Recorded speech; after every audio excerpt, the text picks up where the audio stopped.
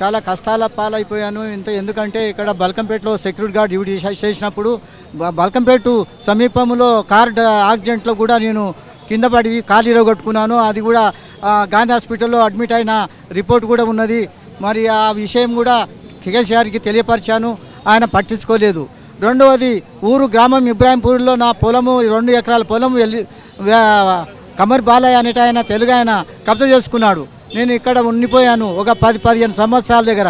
ఆయన కబ్జా చేసుకొని ఇప్పుడు పోయే వరకల్లా సంస్థ కొడతానని బూత్ మాట తీరుతున్నాడు నన్ను. నన్ను రానియకుండా చేశాడు నా చెల్లి మీదకి. కాబట్టి ఇప్పుడు మన ఇంతకుముందు కేసీఆర్ కూడా ఈ విషయం చెప్పాను, భూమి పోయిన సంగతి కూడా చెప్పాను, ఇక్కడ యాక్సిడెంట్ అయిన సంగతి చెప్పాను. ఇక్కడ మారేడుపల్లి పికెట్ దగ్గర గుడిచగాలిపోయింది, గ్యాస్ సిలిండర్ పేలి మా భార్య చనిపోయింది గాంధీ హాస్పిటల్లో, డెత్ సర్టిఫికెట్ కూడా ఉన్నాయి. ఇప్పుడు దేనికోసం వచ్చారు? ఏ సమస్య? ఈ విషయం ఈ సమస్యలు నాకు నష్టపోయినందుకు ఇవి చెప్పాలని చెప్పేసి అనుకొని వచ్చాను. ఇప్పుడు మీరు ఏ సహాయం కోరుతున్నారు? ఇక్కడ ప్రజావాణి సహాయం కావాలని కోరుకుంటున్నాను, నా పోయిన భూమి రావాలని కోరుకుంటున్నాను. యాక్సిడెంట్ అయినా ఇంకో విషయం ఇల్లు కాలిపోయినా దానికి ఆర్థిక సహాయం కావాలని కోరుతున్నాను.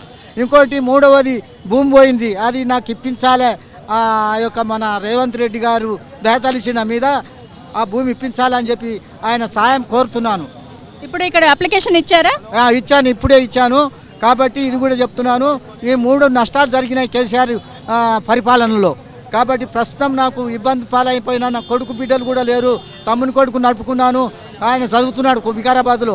ఇప్పుడు ప్రస్తుతం నాకు వండి పెట్టడానికి తిండి లేదు, డ్యూటీ లేదు, ఎలాంటిది ఆస్తిపాస్తి లేదు. ఆర్థిక సాయం కావాలని రేవంత్ రెడ్డి గారు తప్పనిసరిగా సాయం ఇస్తారని దృఢ నిశ్చయం ఉంది, నమ్మకం ఉంది. కాబట్టి ఆయన నాకు సాయం ఇస్తాడని చెప్పేసి కొడంగల్ కూడా పోయాను, తిరుపతి రెడ్డి గారితో కూడా కలిశాను. మరి అప్లికేషన్ ఫామ్ కూడా అక్కడ కూడా ఇచ్చాను కొడంగల్లో. కాబట్టి చెప్తా ఉన్నాడు తమ్ముడు. ఏ పరిపాలన బాగుందను? ఇదే నాకు, ఎందుకంటే ఇంతకుముందు వచ్చిన ఈ సమస్యలు చెప్దామంటే కేసీఆర్తో చెప్పనీయలేదు, ఇక్కడ రానియలేదు. కేసీఆర్ ద్వారా ఈ సమస్యలు రానియలే, చెప్పనీయలే. కాబట్టి ఇప్పుడు చాలా సంతోషం అనిపిస్తుంది. ఈ సమస్యలు కూడా చెప్తున్నామంటే అప్పుడు ఇంగ్లీష్ వాళ్ళ పరిపాలనలో ఏ విధంగా ఉందో ఆ విధంగా చేశారు పరిపాలన. కాబట్టి మాటలు కూడా సమస్యలు కూడా చెప్పనివ్వలేదు ఇక్కడ. ఇప్పుడు నాకు చాలా సంతోషం అనిపిస్తుంది. 1984 తిన్నంత విలువైతుంది. కాబట్టి చాలా వెరీ జై రేవంత్ రెడ్డి, జై జై భారత్.